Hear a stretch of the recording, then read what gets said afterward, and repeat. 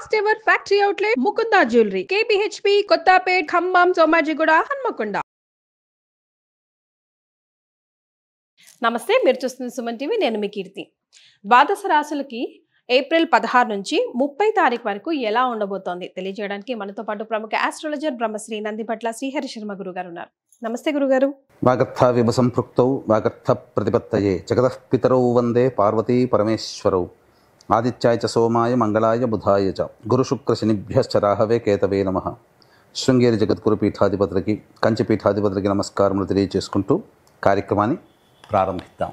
April నెలలో 16వ తారీఖు నుంచి 30వ తారీఖు వరకు ద్వాదశ రాశులలో జన్మించినటువంటి వారికి ఏ విధంగా ఉండబోతుందో తెలుసుకునే ప్రయత్నం చేద్దాం. ముందుగా గమనించాల్సినటువంటిది, వీక్షించేటువంటి సుమన్ టీవీ ప్రేక్షకులు గమనించాల్సినటువంటి అంశం ఏంటంటే, చాలామంది కామెంట్స్ రూపంలో తెలియజేస్తున్నారు, చెప్పినవి కొన్ని జరుగుతున్నాయి, కొన్ని జరగట్లేవు, కారణం ఏంటి అని చెప్పి. ప్రధానంగా శాస్త్రాన్ని అనుసరించి ఎప్పుడైనా మనం వెళ్ళాలి కాబట్టి రాశి మరియు లగ్నము రెండూ ప్రధానమే.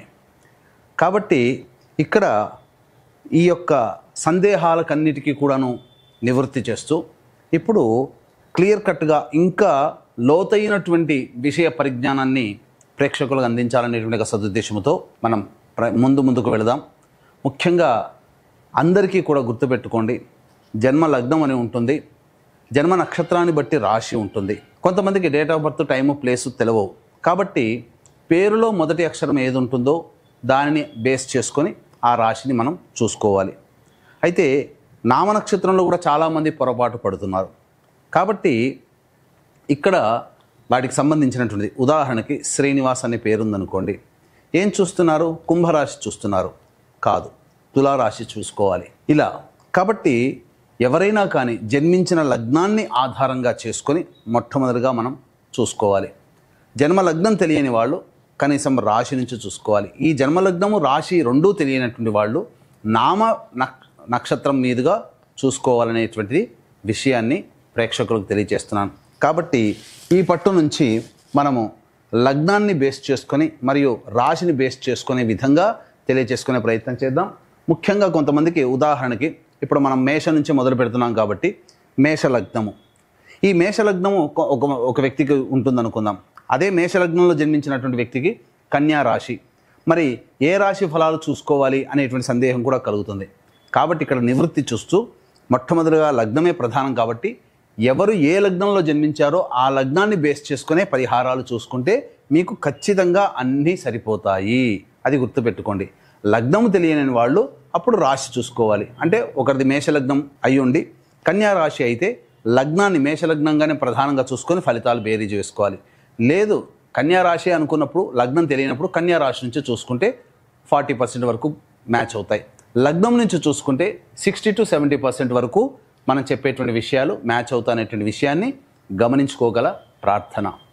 ఇక వివరాల్లోకి వెళ్ళినట్లయితే, ప్రధానంగా ఈ యొక్క 12 రాశుల్లో జన్మించినటువంటి వారికి ఏ విధంగా ఉండబోతుందో తెలుసుకునే ముందు గ్రహ సంచారం తెలుసుకుందాం. మేషంలో రవి మరియు వృషభంలో గురువు, కర్కాటకంలో కుజువు, కన్యలో కేతువు, అలాగే మీనంలో బుధ, శుక్ర, శని, రాహు గ్రహాలు. కాబట్టి చాతుర్గ్రహ కూటమి 30వ తారీఖు వరకు కూడా ఉండబోతుంది అనే విషయాన్ని గుర్తుపెట్టుకోవాలి. వృశ్చిక రాశిలో జన్మించిన వారికి ఏప్రిల్ 16 నుంచి 30 తారీఖు వరకు ఎలా ఉంటుందో గురుగారు తెలియజేస్తారా? వృశ్చిక లగ్నము లేదా వృశ్చిక రాశిలో జన్మించినటువంటి వారికి ఏప్రిల్ 16వ తారీఖు నుంచి 30వ తారీఖు వరకు ఏ విధంగా ఉండబోతుందో తెలుసుకునే ప్రయత్నం చేద్దాం. మిత్రులారా, మీకు అందరికీ కూడా ఈ యొక్క వృశ్చిక రాశి లేదా వృశ్చిక లగ్నంలో జన్మించినటువంటి వారికి అద్భుతంగా యోగదాయకంగా ఉండబోతుంది. మరీ ముఖ్యంగా చూసుకున్నట్లయితే గత కొంతకాలముగా, గత 2 సంవత్సరాలుగా అర్ధాష్టమ శనిదోష ప్రభావంతో ఇబ్బంది పడుతున్నటువంటి వాళ్ళకి వెసులుబాటు కలుగుతుంది. గురుబలము అలాగే శనిదోషము కూడా తొలగిపోవడం, అన్ని విధాలుగా ఆనందదాయకంగా ఉండేటువంటి పరిస్థితి. మరీ ముఖ్యంగా నిరుద్యోగస్తులు ఎవరైతే ఉంటారో వాళ్ళకి ఖచ్చితంగా ఉద్యోగం, ఆల్రెడీ చదువుతున్నటువంటి విద్యార్థులకి క్యాంపస్ ప్లేస్మెంట్స్ వచ్చే అవకాశం గోచరమవుతుంది. ఉద్యోగం చేస్తున్నటువంటి వాళ్ళు, ఉద్యోగం మార్చుకోవాలనుకునేటువంటి వాళ్ళకి ఇదే అనుకూలమైనటువంటి సమయం. అన్ని విధాలుగా బాగుంటుంది. కొత్త ఉద్యోగ ప్రయత్నాలు చేయండి, సక్సెస్ అవుతారు. వ్యాపార విస్తరణ లేదా వ్యాపార అభివృద్ధి, నూతన వ్యాపారం చేయాలనుకునేటువంటి వాళ్ళకి అన్ని విధాలుగా యోగదాయకంగా ఉండేటువంటి పరిస్థితి. మరీ ముఖ్యంగా విదేశీ యానము, విదేశీ విద్య చెయ్యాలనుకునేటువంటి వాళ్ళకి ఈ యొక్క సంబంధించినటువంటి సమయం చాలా అనుకూలము. కాకపోతే మీలో ఆత్మవిశ్వాసం తగ్గుతుంది. ఈ పని నేను చేయగలనా? హనుమంతుని శక్తిని ఒక్కసారి మీరు గుర్తు చేసుకోండి. అదేవిధంగా మీలో ఉన్నటువంటి శక్తిని మీరు గుర్తించగలిగి ప్రయత్నం చేయండి. అద్భుతంగా గ్రహాలన్నీ కూడా అనుకూలంగా ఉంటున్నాయి. మీ యొక్క ఆలోచనలకి తగ్గట్టుగా ప్రయత్నాలు ప్రారంభిస్తే ప్రతి విషయంలో మీరే ముందంజలో ఉంటారు. ప్రతి పనిలో మీదే విజయం సొంతమవుతుంది. రాజకీయ రంగంలో ఉన్నటువంటి వాళ్ళకి అన్ని విధాలుగా అనుకూలంగా ఉంటుంది. అండదండలు అనేటువంటి సంప్రాప్తమవుతాయి. కళారంగంలో ఉన్నటువంటి వాళ్ళకందరికీ కూడా మంచి అవకాశాలు లభ్యమవుతాయి. అలాగే ఫుడ్కు సంబంధించినటువంటిది, ఎడ్యుకేషనల్ ఇన్స్టిట్యూషన్స్, జ్యువెలరీ రంగంలో ఉన్నటువంటి వాళ్ళకి అన్ని విధాలుగా ఆనందదాయకంగా ఉంటుంది అని చెప్పవచ్చు. మరీ ముఖ్యంగా యోగదాయకం, గ్రహాలన్నీ కూడా అనుకూలంగా ఉన్నాయి ఈ వృశ్చిక రాశి వారికి. వృషభ లగ్నము వృషభ రాశి వారికి ఏ విధంగా ఉంటుందో అలాగే అంతకంటే ఎక్కువగా వృశ్చిక రాశి వృశ్చిక లగ్నంలో జన్మించినటువంటి వారికి అద్భుతంగా ఉంటుంది. ఈ 16వ తారీఖు నుంచి 30వ తారీఖు ఏప్రిల్ వరకు ఏ లగ్నంలో లేదా ఏ రాశిలో ఉన్నవాళ్ళు బాగుంటారంటే ముఖ్యంగా చెప్పవచ్చు కొన్ని లగ్నాలు, కొన్ని రాశులు. అది కర్కాటకం, వృశ్చికం, మకరం. అందులో ఈ వృశ్చిక లగ్నం కూడా ఒకటి కాబట్టి అద్భుతమైనటువంటి ఫలితాలు ఈ ఏప్రిల్ 16 నుంచి 30వ తారీఖు వరకు మీ సొంతం చేసుకుంటారు. ఆనందదాయకమైనటువంటి పరిస్థితి ఉంటుంది. దీనికి తోడు ఇంత గ్రహాలన్నీ కూడా ఇంత అద్భుతంగా ఉన్నప్పుడు దైవానుగ్రహం కూడా తోడైతే మీరు అన్ని విషయాల్లో ముందంజలో ఉంటారు. ఆ యొక్క గెలుపుని ఆస్వాదించడం మీకే సొంతమని చెప్పవచ్చు. కాబట్టి ఈ విశ్వావసునామ సంవత్సరం 12 నెలల పాటు మీ జాతకరీత్యా ఉన్నటువంటి దోషాలు తొలగిపోవాలి. అలాగే మీ యొక్క సంకల్పం ఈ విశ్వావసునామ సంవత్సరంలో నెరవేరాలి అనేటువంటి సదుద్దేశంతో కాశీ విశ్వేశ్వరుని యొక్క ఆజ్ఞ మేర కాశీ క్షేత్రములో సంకల్ప సిద్ధి, సర్వదోష నివారణ పూజలు, హోమాలు అనేటువంటివి చేయించడం జరుగుతుంది. అవకాశం ఉన్నవాళ్ళు ఈ కార్యక్రమంలో ఎలా సభ్యులుగా చేరాలనేది విషయం కార్యక్రమం తదనంతరం కాంటాక్ట్ చేసి పూర్తి వివరాలు తెలుసుకోవచ్చు. ఆలస్యం చేయకుండా 16వ తారీఖు నుంచి 30వ తారీఖు వరకు ఈ ఏప్రిల్ నెలలో ఏ విధంగా ఉండబోతుందో తెలుసుకునే ప్రయత్నం చేద్దాం. 16, 17, 18 తారీఖుల్లో మీరు పెండింగ్లో ఉన్నటువంటి పనులని పూర్తి చేసుకుంటారు. విందులు, వినోదాలు, కుటుంబ సభ్యులతో, స్నేహితులతో ఆనందంగా గడుపుతారు. ఒక బాధ్యతని కంప్లీట్ చేసుకున్నామనే సంతోషముతో మీరు ఆనందంగా ఈ యొక్క 3 రోజులని గడిచివేస్తారని చెప్పవచ్చు. ఇక 19, 20వ తారీఖుల్లో దైవానుగ్రహం అంతగా లేకపోవడం, ఈ కారణం చేత కుటుంబ పరంగా సమస్యలు, చికాకులు ఉత్పన్నమవుతాయి. కాకపోతే చేస్తున్నటువంటి వృత్తి, ఉద్యోగ, వ్యాపారాల్లో ప్రోత్సాహం లభిస్తుంది. ధనము ఖర్చు పెట్టాల్సినటువంటి పరిస్థితి గోచరమవుతుంది. 21, 22వ తారీఖుల్లో సోదర సోదరిమణుల లేదా ఇతరుల యొక్క సహాయ సహకారాలతో మీకున్నటువంటి సమస్యల్ని పరిష్కరించుకుంటారు. రాని బాకీలు వసూలవుతాయి. ధనపరమైనటువంటి సమస్యలన్నీ తీరుతాయి. ధనాదాయం కూడా చాలా చక్కగా ఉంటుంది.